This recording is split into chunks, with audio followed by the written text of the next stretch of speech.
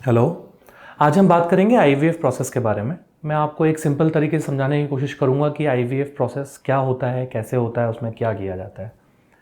इसमें हमें पहले एग रिट्रीव करने होते हैं फीमेल पार्टनर की बॉडी से, वाइफ की बॉडी से। इसके लिए हम पीरियड के सेकेंड डे वाइफ को बुला के उनके इंजेक्शंस चालू करते हैं, जो कि हार्मोनल इंजेक्शंस होते हैं।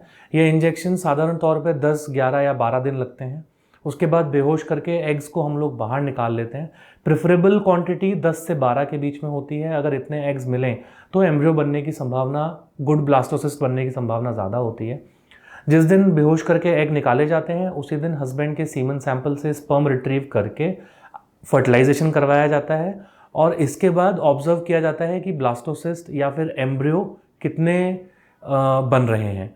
जिसमें भी गुड ग्रेड के एम्ब्रियोज बनते हैं, ब्लास्टोसिस्ट बनते हैं, इसे आपके यूट्रस में ट्रांसफ़र किया जाता है। ये ट्रांसफ़र या तो फ्रेश कर सकते हैं बिना फ्रीज किए, या फिर इसको फ्रीज करके और नेक्स्ट साइकिल में आपका यूट्रस प्रिपेयर करके ट्रांसफ़र किया जा सकता है, जिसे फ्रोज़न एम्ब्रियो ट्रांसफ़र कहते हैं। Thank you.